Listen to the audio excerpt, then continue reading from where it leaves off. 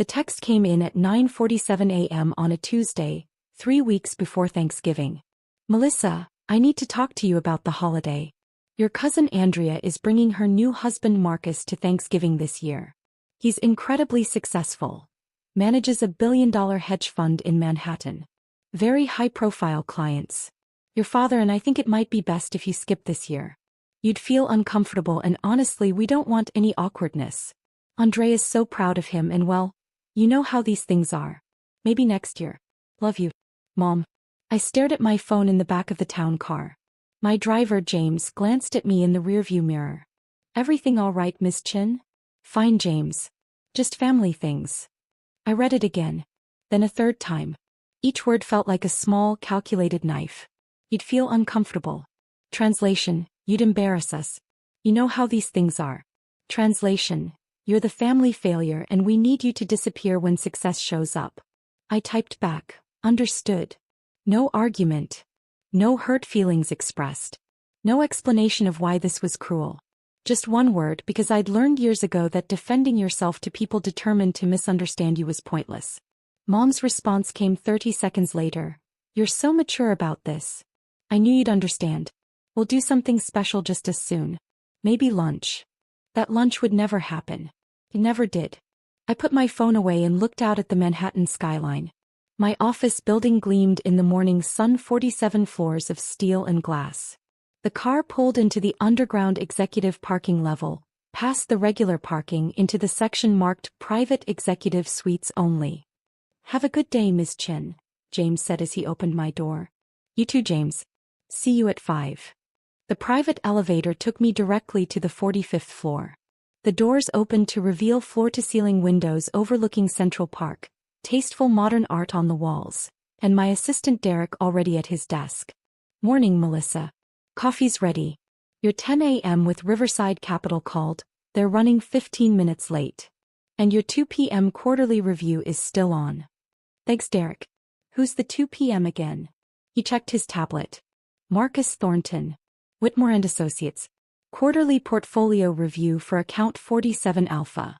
I froze for just a second. Marcus Thornton? Yes. Third quarterly review.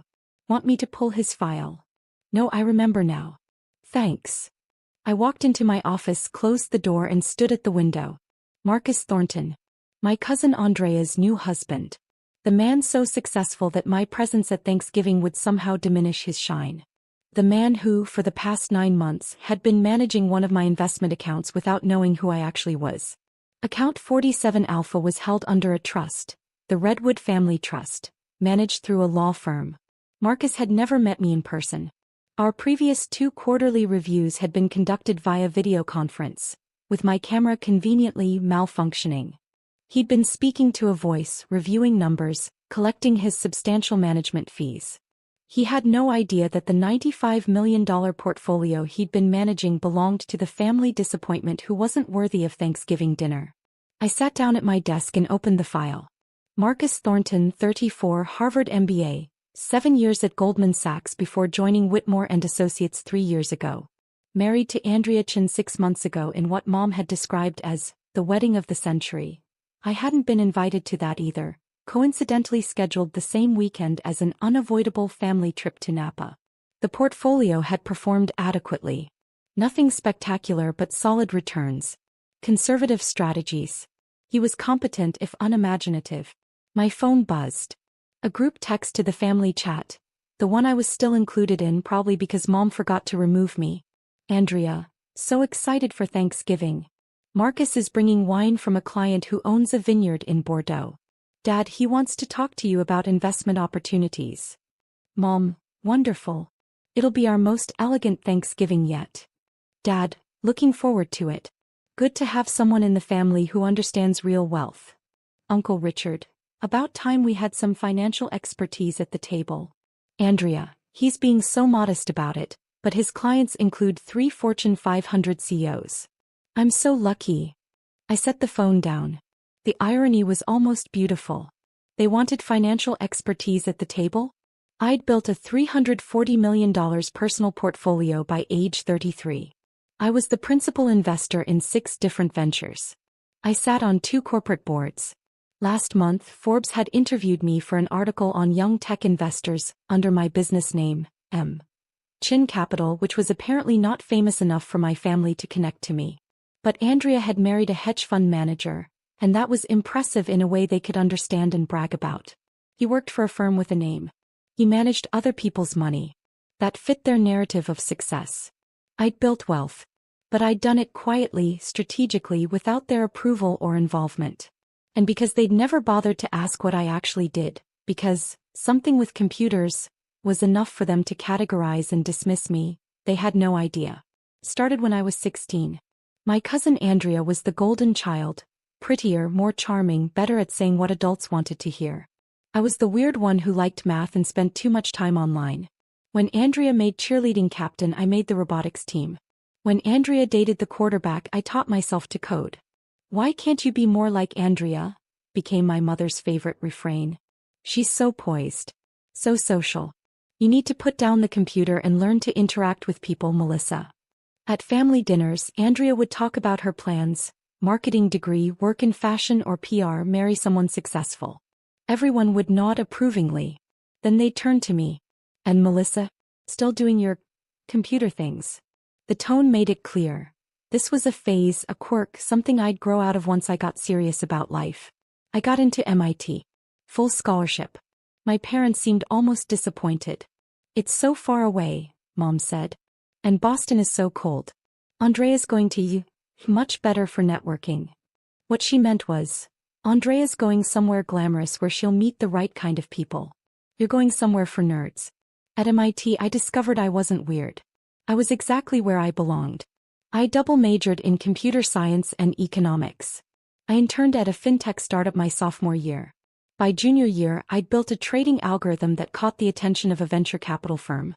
They offered me a job starting after graduation. Salary, $180,000. Plus equity. I called home excited. "That's nice, honey," Mom said. "Andrea just got engaged. To a lawyer. We're planning the wedding for next summer. You'll be a bridesmaid, of course." I was not, in fact, a bridesmaid. Andrea chose her sorority sisters instead. I was invited to the wedding, seated at a back table with distant relatives I'd never met. The lawyer marriage lasted 18 months. I didn't tell my family when I made my first million. I was 25, and it came from a combination of my salary, my equity in the startup, which got acquired, and smart investments I'd made using my own algorithm. I didn't tell them because I knew exactly what would happen. They'd either try to control it or dismiss it as luck. That I stayed quiet. I moved to New York. Kept my head down. I invested carefully. At family gatherings, the questions were always the same. "Still doing tech stuff? Are you seeing anyone? You know, Andrea's dating a doctor now. It's not too late to pivot to something more stable, Melissa." I'd smile. I'd nod. I'd give vague answers. And I'd leave early, returning to my real life, the one where I was building something they couldn't comprehend or diminish. By 30, my portfolio had crossed $200 million. I'd invested in 11 startups, 7 of which had been profitable exits. I'd bought a penthouse in Tribeca. I drove a modest car and wore regular clothes and kept my life private because I'd learned that the moment you show success to people who've decided you're supposed to fail, they either try to take it or convince themselves it's not real. Andrea's doctor boyfriend became Andrea's doctor fiancé, then ex-fiancé when he cheated with a nurse. The family rallied around her. She was the victim, the princess who deserved better. "At least you don't have to deal with heartbreak," Mom said to me at Sunday dinner. "The single life is so much simpler." I was in a relationship, actually, with James, who would later become my CFO. But I didn't tell them because they didn't ask, and I'd stopped offering information years ago. Then 6 months ago, Andrea met Marcus at a charity gala. Within 3 months they were engaged. Within 6, married. And suddenly, Andrea had reclaimed her throne as the family success story. The wedding I wasn't invited to was covered in the society pages. Hedge fund manager Marcus Thornton weds Andrea Chin in lavish Hamptons ceremony. There were photos of Mom and Dad beaming, of Andrea in a designer gown, of the intimate gathering of 300 guests. I saw it all on Instagram. The family group chat exploded with excitement. Marcus was brilliant. Marcus was successful. Marcus managed serious money for serious people. Finally, someone in the family who understood real finance. I almost laughed. Real finance? I'd been practicing real finance while they were still trying to explain to relatives what I did for a living. But I said nothing. I just watched. 9 months before the wedding, I'd been looking for a new portfolio manager for one of my diversified accounts. My primary investments I managed myself, but I believed in spreading risk. I wanted someone to handle a conservative, traditional portfolio, stocks, bonds, some real estate exposure. About $95 million that I wanted managed competently but not aggressively. My attorney, Richard Voss, recommended Whitmore and Associates. They're good, he said. Not flashy but solid returns. They work with high net worth individuals. Very discreet. Who would be managing it? Probably Marcus Thornton. He's their rising star. Used to be at Goldman. Smart guy, bit of an ego, but he knows what he's doing. Marcus Thornton, I repeated. You know him? No, I said. Never met him. Which was true. I hadn't. Andrea brought him to one family dinner before the engagement, but I'd been unable to attend. Actually, I'd been in Singapore closing a deal, but I told them I had the flu. Set it up through the Redwood Trust, I told Richard. I want complete anonymity. He reports to you, you report to me. Richard didn't ask why. He'd been my attorney for 7 years. He knew I valued privacy. The account was established. Marcus Thornton was assigned. The first quarterly review happened via video conference, my camera off. Technical difficulties, Richard explained. Miss Chin prefers audio only. Marcus hadn't questioned it. Why would he? The account was worth $95 million. His fees were substantial. As long as the money was real, who cared if the client was camera shy? I listened to him present his strategy. Conservative allocation, dividend-focused equities, some municipal bonds for tax efficiency. It was textbook. Safe. Exactly what I'd hired him to do. Sounds good, I said through the phone, slightly modulating my voice. Proceed. Excellent. And may I say, Ms. Chin, it's a pleasure to work with a client who understands the value of patience in investing. Too many people want quick returns. I almost laughed. If only he knew that my aggressive portfolio, the one I managed myself, had returned 34% last year. Indeed, I said. Slow and steady. The second quarterly review was the same. Performance was adequate. Returns were decent. Marcus was pleased with himself. I approved his continued strategy. Then came the wedding. I saw the Instagram post. I read Mom's gushing texts in the family chat about how Andrea had finally found a real winner. I noted Dad's comment about how it's good to have financial expertise in the family now. And I made a decision. The third quarterly review would be in person. I told Richard to set it up at my office. Are you sure? He asked. That breaks your anonymity. I'm sure. Tell him Ms. M. Chin from M. Chin Capital will meet with him personally. 45th floor, executive suite. This is going to be interesting, Richard said. Yes, I agreed. It really is. The disinvitation text arrived 3 weeks before Thanksgiving. Mom's message was clear. I was an embarrassment, a potential source of awkwardness, someone who needed to be hidden when real success showed up. I could have told them right then. I could have sent a screenshot of my portfolio. I could have explained that Marcus literally worked for me, managed a fraction of my wealth, collected fees that I paid him. But that would have been defensive. Reactive. It would have looked like I was trying to prove something. Instead, I decided to let the universe handle it. Marcus had a quarterly review scheduled at my office 3 days after Mom's text. He'd been managing account 47 Alpha for 9 months without knowing who I was. Now he was about to find out. I didn't change the meeting. I didn't give him a heads up. I simply went about my week watching the family group chat fill with Thanksgiving excitement. Andrea. Marcus is bringing his famous pumpkin pie. He took a cooking class in Paris. Mom, how wonderful. Melissa, you're still okay with skipping this year, right? I know you understand. Me, yes. Understood. Dad, it'll be nice to have sophisticated conversation this year. Marcus knows the governor, apparently. Uncle Richard, I want to hear about his investment strategies. Maybe he can give us some tips. I could see it clearly. Thanksgiving dinner, Marcus holding court, explaining finance to people who thought a 401k was sophisticated investing. My parents beaming. Andrea glowing with reflected glory. And none of them knowing that the money Marcus managed, the fees he collected, the billion-dollar hedge fund credibility he was riding, a piece of it came from me. The irony was exquisite.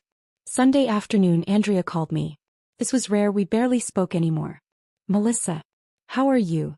I'm fine, Andrea. Congratulations on everything. Thank you. Listen, I heard about Thanksgiving. I want you to know it wasn't my idea. It's fine. It's just Marcus's career, you know? He works with very high-level people and Mom thought it might be easier if it was just, the inner circle this year. The inner circle. Of which I was not a part. I understand, I said. You're being so cool about this. I knew you would be. You've always been so independent, so content with your own thing. Not everyone needs the spotlight, right? Right, I said. And honestly, you'd probably be bored anyway. Marcus talks about finance stuff all the time. Super technical. I barely understand it and I'm married to him. She laughed. I'm sure, I said. Okay, well, I should go. We're meeting his parents for dinner. But let's grab coffee soon, okay? I want to hear about what is it you do again? Something with computers. Something like that. So cool. Okay, love you, bye. She hung up before I could respond. I sat there, phone in hand, and felt something shift inside me. Not anger exactly. Not hurt. Something colder and clearer. I'd spent 17 years being patient with them. Being the bigger person. Letting their dismissiveness roll off my back. Building my life quietly while they decided I was the failure. But this? Uninviting me to protect Andrea's husband's ego? A man who was literally managing my money? The patience was over. Monday morning I dressed carefully.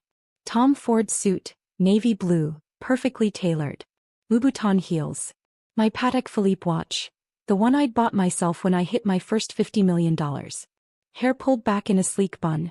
Minimal jewelry except for the diamond studs that cost more than most people's cars. I looked like exactly what I was. Someone with serious money. Big meeting. Derek asked when I arrived.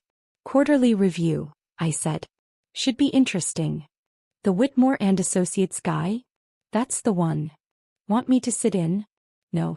This one's personal. Derek raised an eyebrow but didn't ask. He'd worked for me for 4 years. He knew when to let things unfold. At 1:45 p.m. building security called up. Ms. Chin, a Marcus Thornton from Whitmore and Associates is here for your 2 p.m. Send him up. Derek will meet him. I watched from my office as the elevator doors opened. Marcus stepped out and I got my first in-person look at Andrea's prize husband. Tall, good-looking in a generic way, expensive suit, confident stride. He had that Goldman Sachs polish. The kind that came from years of being told you're special because you work at a prestigious firm. Derek greeted him professionally. Mr. Thornton. Welcome. Can I get you anything? Water? Coffee? I'm fine, thank you. Marcus looked around the office, taking in the art, the view, the obvious wealth. Impressive space. Miss Chin will be with you in just a moment. Please have a seat. I waited exactly 3 minutes. Let him sit. Let him wonder. Let him start to feel that small twist of uncertainty that comes when you're in someone else's territory. Then I walked out. Marcus stood up, professional smile in place, hand extended. Miss Chin, it's a pleasure to finally meet in Pur. He stopped. His hand froze mid-extension. His face went through several expressions in rapid succession. Confusion, recognition, disbelief. Melissa. Hello, Marcus. I shook his hand firmly, then gestured to the conference room. Shall we? What are you? I don't understand. You're here for a quarterly review. Let's review. I walked into the conference room. After a moment of stunned silence, he followed. Derek had already set up the presentation materials. I took my seat at the head of the table. Marcus sat down slowly, like someone who'd just realized they'd walked into the wrong meeting. I think there's been some confusion, he said. I'm here to meet with M. Chin, the Redwood Family Trust account holder. That would be me. Melissa Chin. Chin Capital. The Redwood Family Trust is one of my investment vehicles. His face went pale. You're M. Chin? I am. But I thought, the account you never. I prefer privacy.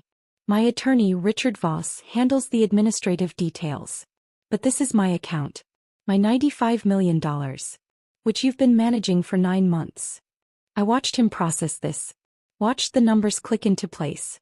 Watched him realize that Andrea's dismissed, unimportant cousin, the one not worthy of Thanksgiving dinner, was the client paying his substantial fees. I had no idea, he finally said. I'm aware. That was intentional. I opened the portfolio file. Now shall we discuss performance? I have several questions about your Q3 allocation decisions. For the next 20 minutes I put him through his paces. Every decision, every trade, every rationale. I asked technical questions about beta coefficients, Sharpe ratios, tax loss harvesting strategies. I questioned his sector weightings, his international exposure, his duration risk in the fixed income allocation. Marcus was good at his job. I wouldn't have hired Whitmore and Associates if they weren't competent. But he was visibly rattled. His usual smooth presentation kept stuttering. He'd start to explain something, then seem to remember who he was talking to, and his confidence would waver. The emerging markets position, I said, looking at the allocation chart. You're underweight relative to the benchmark. Why? Well, given the volatility in that sector, I thought a conservative approach. The whole point of this portfolio is conservative. But conservative doesn't mean timid. Emerging markets are down 12% from their peak. This is a buying opportunity, not a time to hide in large-cap domestic equities. I can adjust that allocation. Please do. I'd like to see a rebalancing proposal by end of week. I made a note. What about the real estate exposure? You're heavy in REITs but light on direct property holdings. Direct property requires more active management, and I wasn't sure. I have a team for that. If there are attractive opportunities in commercial real estate, I expect you to identify them. That's what I'm paying you for. Of course. Absolutely. I let the silence sit for a moment. Marcus shifted in his seat, then seemed to realize he needed to address the elephant in the room. Melissa, I have to say I'm shocked. I had no idea you were involved in this level of... Andrea never mentioned that you... Andrea doesn't know what I do. Neither do my parents. Neither does anyone in the family, actually. But why? If you've built this kind of wealth, why wouldn't you? Tell them. I smiled. What would be the point? So they could take credit for it? Try to control it? Ask for loans they'd never repay? Or worse, convince themselves it wasn't real because it didn't fit their narrative of who I'm supposed to be? Marcus said nothing. He couldn't really. Because he'd married into that family. He'd seen how they operated. You seem like a smart man, Marcus. So let me ask you something. In the 9 months you've been managing this account, did you ever wonder who M. Chin was? Yes, of course. But client confidentiality. Did you ever Google it? Chin Capital. He hesitated. Once or twice. And what did you find? Several articles. Forbes mentions. Some tech investment pieces. I didn't connect it to you because, well, because Andrea's weird cousin who does something with computers couldn't possibly be a serious investor? He had the grace to look embarrassed. I suppose I made assumptions. You did. So did my entire family. Those assumptions have been very useful to me. I closed the portfolio file. Now let's discuss expectations going forward. This account will continue as is. You'll report to Richard Voss. You'll provide quarterly reviews in person, now that we've established the relationship. And you'll maintain complete confidentiality about who your client is. Of course. That's standard practice. Good. Because here's what's going to happen, Marcus. In 3 weeks you're going to Thanksgiving dinner at my parents' house. Andrea will be proud of you. My parents will be impressed by you. My uncle will ask you for investment advice. And you will act like you've never met me. His eyes widened. You're not going to tell them? Why would I? They uninvited me because my presence would make you uncomfortable. Because I'd feel out of place around your success. I leaned back in my chair. Do you know what my total portfolio value is, Marcus? Not just this account, my entire holdings. He shook his head. $340 million. Give or take. This $95 million account you manage? That's about 28% of my total wealth. The rest I manage myself, through direct investments, private equity, venture capital. Last year my personal returns were 34%. This year I'm tracking at 41%. Marcus's face had gone from pale to ashen. I own a penthouse in Tribeca worth $12 million. I have a house in the Hamptons, 3 properties down from where you got married actually. I sit on the boards of 2 technology companies worth a combined $2.8 billion. I was the principal investor in a biotech startup that's about to IPO at a projected $400 million valuation. Forbes is running a feature on me next month about successful young tech investors. I stood up. Marcus automatically stood as well. So when you sit at Thanksgiving dinner and my father asks about your investment philosophy, when my mother gushes about how wonderful it is to finally have financial expertise in the family, when Andrea looks at you like you're her trophy, remember this meeting. Remember that the person they dismissed, the person they found embarrassing, is the reason you're collecting management fees on a $95 million account. Melissa, he seemed to be struggling for words. I don't know what to say. Say you'll have the rebalancing proposal to Richard by Friday. Yes. Of course. But, can I ask why you're doing this? Why not just tell them the truth? I walked to the window, looked out at the Manhattan skyline. Because, Marcus, the truth is only valuable to people who are willing to hear it. My family decided who I was when I was 16 years old. They've been congratulating themselves on that assessment ever since. Nothing I say will change their minds. But this. I turned back to him. This is justice. You're going to sit at their table, accept their admiration, and know that it's all based on a fundamental misunderstanding. You're going to see them dismiss me, mock me, pity me, and you're going to know what they don't. And you're going to live with that knowledge and never be able to share it. That seems cruel, maybe, but not as cruel as uninviting your daughter to Thanksgiving because she might embarrass the golden child's husband. I picked up the portfolio file. We're done here. Derek will see you out. Marcus stood there for a moment looking like he wanted to say something else. Then he seemed to think better of it, gathered his materials and walked to the door. He paused. For what it's worth, I think they're idiots. They're my family, I said. I'll decide what they are. He nodded and left. I stood at the window for a long time after he was gone, watching the city below. My phone buzzed. The family group chat. Mom, just confirmed the menu with the caterer. This is going to be our best Thanksgiving ever. Andrea, Marcus is so excited. He's never had a real family holiday before. Dad, looking forward to talking business with him. Finally, someone at the table who speaks my language. I smiled. Oh, this was going to be interesting. The week before Thanksgiving, things started happening. Wednesday, Richard called. Just received Marcus's rebalancing proposal. It's very thorough. Very aggressive, actually, much more than I expected from him. Good. He's motivated. He also asked if you'd reconsider attending Thanksgiving. Said he'd be happy to explain to your family that he knows you professionally, that you're a respected colleague. What did you tell him? That it wasn't my place to convey messages. But Melissa, this is eating at him.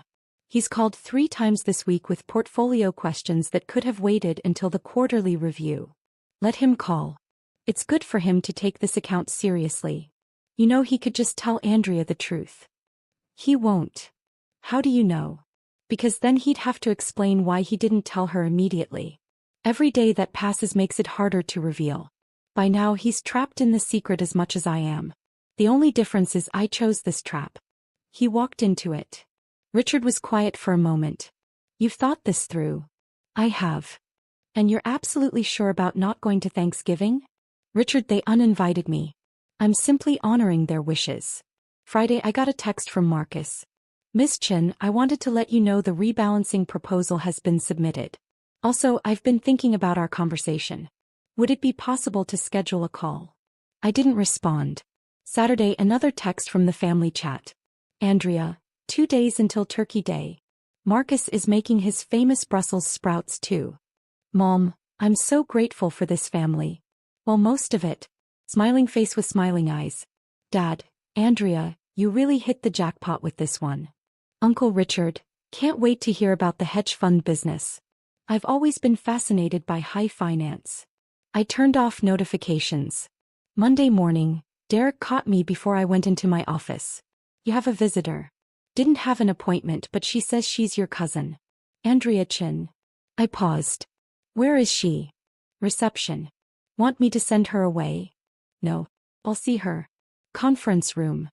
Andrea was wearing head-to-toe designer Chanel suit, Hermes bag, shoes that cost more than some people's monthly rent. She looked polished, perfect, every inch the successful hedge fund manager's wife. She also looked nervous. Melissa. Thank you for seeing me. I know I should have called, but I was in the neighborhood and... You're never in this neighborhood, Andrea. What do you want? She blinked at my directness. We'd always played nice before, maintained the pretense of sisterly affection. I wanted to talk to you about Thanksgiving. I'm not coming. We've established that. I know, but, Melissa, Marcus has been acting strange all week. He's distracted, stressed. Yesterday I asked him what was wrong and he said it was work stuff, but I think he feels bad about you not being invited. That's between you and Marcus. He asked if we could invite you.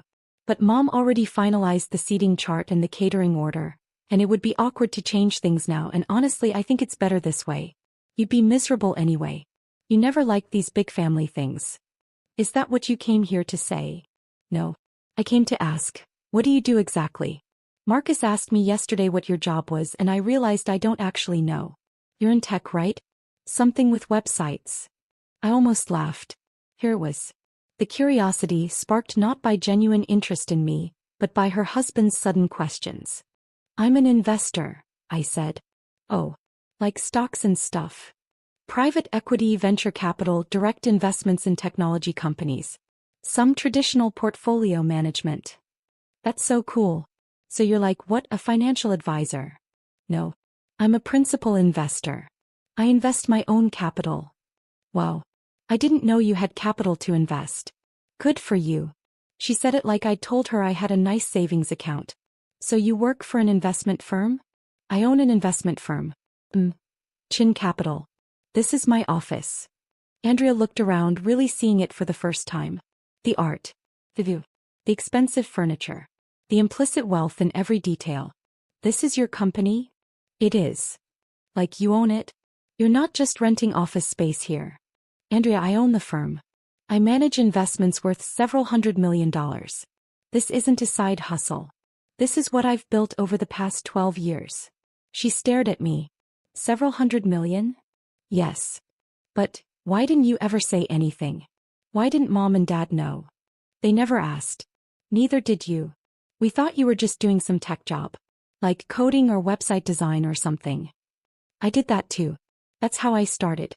But I built it into something bigger. Andrea sat down slowly. Does Marcus know? There was. The real question. You'd have to ask him, I said. Melissa, please. Does my husband know that you have... She couldn't seem to finish the sentence. Andrea, if you want to know what Marcus knows, ask Marcus. That's between you and him. She looked at me with something I'd never seen from her before. Actual vulnerability. He's been so weird this week. And now you're telling me you're some kind of investment mogul and he's asking questions about you and I need to know if something's going on. Nothing's going on. Your husband is a hedge fund manager. I'm an investor. We exist in the same professional ecosystem. That's all. But you've met him? Professionally. I've met a lot of people professionally. Melissa, please. Just tell me. Tell you what? That your husband respects my work? That the professional community takes me seriously even if our family doesn't? What exactly do you want me to say, Andrea?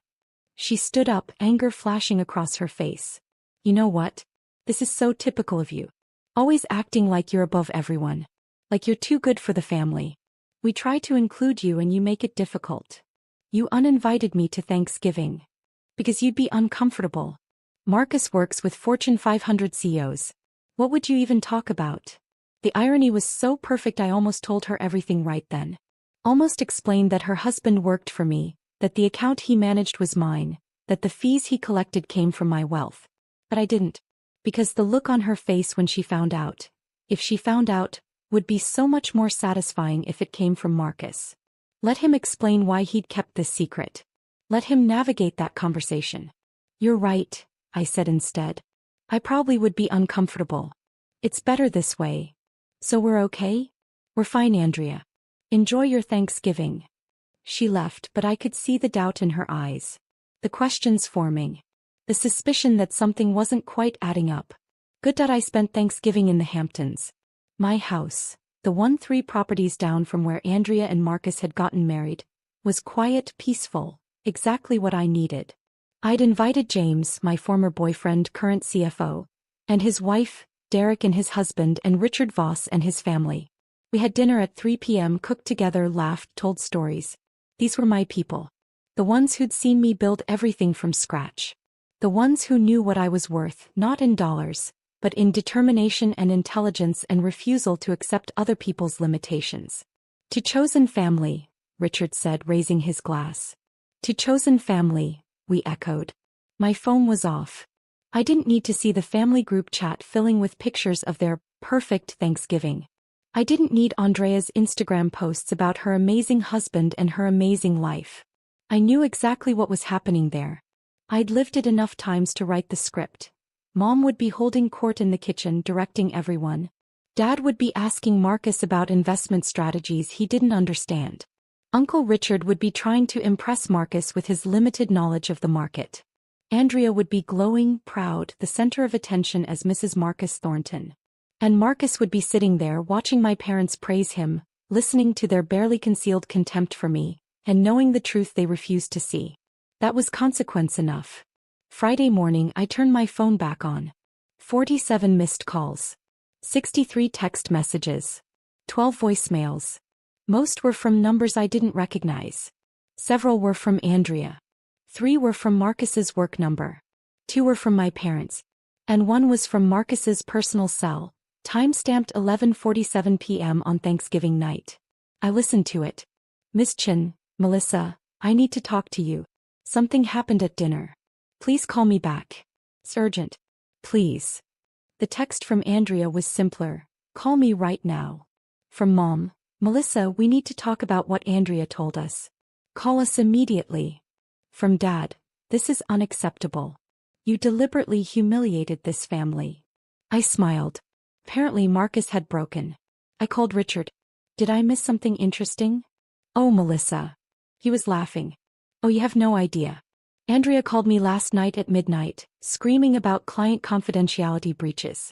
She'd apparently confronted Marcus about whether he knew you professionally, and he caved. Told her everything. Which led to her telling your parents. Which led to your father calling me, threatening legal action for conspiracy to deceive the family. Legal action for what? That's what I asked. He couldn't articulate an actual cause of action. He's just furious that you made him look foolish. I didn't make him look like anything. He did that himself. I explained that to him. I also explained that client confidentiality agreements work both ways, and that Marcus violated his by disclosing your identity without your permission. Whitmore and Associates is not happy with him right now. Is he in trouble? Let's just say his bosses want to understand why he told his wife about a client's private financial information. Even if that client is family. I felt a small twinge of something, not quite guilt but awareness. I didn't want him to lose his job. He won't. But he will be reprimanded. And he should be. You're not the one who broke confidentiality, Melissa. He is. What did my parents say? Your mother wants to know why you've been lying to them. Your father wants to know why you hid your success. Andrea wants to know if you did this to embarrass her. They're all very focused on what you did wrong and remarkably uninterested in examining their own behavior. So typical. Yes. What should I do? What do you want to do? I thought about it. I could call them. I could explain. I could try to make them understand that I hadn't hidden anything. They'd simply never bothered to look. But what would be the point? Nothing, I said. I want to do nothing. Nothing. They uninvited me to Thanksgiving because I was an embarrassment. Now they know I'm not who they thought I was, and they're angry that I didn't correct their assumptions. But Richard, their assumptions were their problem, not mine. I don't owe them an explanation for the life I built while they were busy dismissing me. That's a healthy boundary. Besides, anything I say now will sound like gloating. If I wanted to gloat, I would have told them years ago. The fact that they found out this way from Marcus, after they'd already made their decision about me, that's just karma. What about Marcus? He's called 6 times. He violated confidentiality. He gets nothing from me. And Andrea? I thought about my cousin. The golden child. The one who'd always been chosen over me, praised over me, preferred over me. The one who'd married a man she thought was the pinnacle of success, only to discover that her dismissed cousin was the one paying his fees. Andrea gets to live with the knowledge that she spent 20 years pitying someone she should have been learning from. Cold. Accurate. Richard laughed. You know they're not going to let this go. They will eventually. Because I'm going to make it very clear that if they want access to me now that they know what I'm worth, the price is acknowledging how they treated me before. And they won't pay it. Their pride won't allow it. You're probably right. I know I am. They'll be angry for a while. They'll tell themselves I deceived them, that I was sneaky, that I should have told them. They'll make themselves the victims in this story. And then when I don't apologize, when I don't come crawling back eager for their approval, they'll move on. They'll find someone else to praise, someone else to center their narrative around. And I'll keep doing what I've always done, building my life without their input or permission. What about Marcus? What about him? His career may take a hit from this. Client confidentiality violations are serious. Then he shouldn't have violated it. I didn't force him to tell Andrea. He made that choice. Those are his consequences to manage. 6 weeks later, I got an email from Marcus. Subject: resignation and apology. Question: I wanted to inform you personally that I've resigned from Whitmore and Associates. The firm and I agreed it was best given the circumstances. I've recommended my colleague Jennifer Santos to take over account 47 Alpha. She's excellent and I believe you'll be pleased with her work. I also want to apologize. I violated your confidentiality and there's no excuse for that. You trusted me with your portfolio, and I betrayed that trust by disclosing your identity. I've learned a hard lesson about professional boundaries and I hope you can forgive me someday. For what it's worth, I told your family something else that night. I told them they were fools for not seeing what was right in front of them. I told them you were one of the most sophisticated investors I'd ever worked with, and that their ignorance of your success was a testament to their complete lack of interest in knowing you. I told them that if my future children ever accomplish something extraordinary, I hope I'm smart enough to notice. Your father asked me to leave after that. Andrea and I are in counseling. I don't know if our marriage will survive this. She's angry that I kept your secret and I understand why. But I also can't shake the feeling that her anger is less about the secret and more about the fact that you were successful in a way that makes her uncomfortable. I'm sorry for my part in all of this. You deserved better from your family and you certainly deserved better from me. Sincerely, Marcus Thornton. I read it twice, then forwarded it to Richard without comment. He called 5 minutes later. Well, that's something. It is. Are you going to respond? No. He apologized. He defended you to your family. He's losing his marriage over this. He's losing his marriage because he violated professional ethics and kept secrets from his wife. That's not my fault. True. But Melissa, the man stood up for you. To your father's face. That took courage. It took guilt. That's different. Maybe. But I think he meant it. I looked out my office window. Snow was starting to fall over Manhattan, turning the city into something clean and new. It doesn't matter if he meant it, I said. What matters is that he finally saw the truth. They all did. Not because I convinced them or proved myself to them, but because the universe put it right in front of their faces in a way they couldn't ignore or dismiss. And how does that feel? Quiet, I said. It feels quiet. And it did. The anger I'd carried for so long, the hurt of being dismissed, the frustration of being underestimated, it had burned off like morning fog. What remained was just the simple fact of my life. I had built something extraordinary. I had done it without their help, without their approval, without their belief. Their blindness to that was their loss, not mine. My phone buzzed. A text from an unknown number. Hi Melissa, this is Jennifer Santos from Whitmore and Associates. I wanted to introduce myself and schedule our first quarterly review for account 47 Alpha. I'm honored to be taking over this portfolio. Would January 15th at 2 p.m. work for you? I texted back, that works. And Jennifer? Let's keep this strictly professional. No personal questions. Absolutely. That's how I prefer to work as well. Perfect. The family group chat had been quiet for weeks. I was still technically in it, but no one posted anymore. The silence was louder than any argument could have been. Then 2 days before Christmas, a text from Mom. Melissa, I think we should talk. Can we meet for lunch after the holidays? I stared at it for a long time. Finally, I typed, I don't think so, Mom. But thank you for asking. Her response came immediately, we're your family. You can't just cut us off. I'm not cutting you off. I'm simply choosing not to invest time and energy in relationships that have consistently devalued me. You uninvited me to Thanksgiving because you were embarrassed by who you thought I was. Now you want to have lunch because you know who I actually am. I'm not interested in relationships that are conditional on my net worth. The 3 dots appeared, disappeared, appeared again. Then, that's not fair. You're right. It's not. But it's honest. And I've decided that honesty is more important to me than fairness. No response. I put my phone away and went back to work. I had a board meeting in an hour. A portfolio review after that. Dinner with James and Derek to discuss Q1 projections. A life that was full and meaningful and entirely my own. The family would go on without me. Andrea would recover or she wouldn't. Marcus would rebuild his career or he wouldn't. My parents would find someone new to be proud of, some other success story they could claim. And I would keep building. Keep investing. Keep proving not to them but to myself, that the quiet girl who liked computers had been right all along. Success isn't about who believes in you.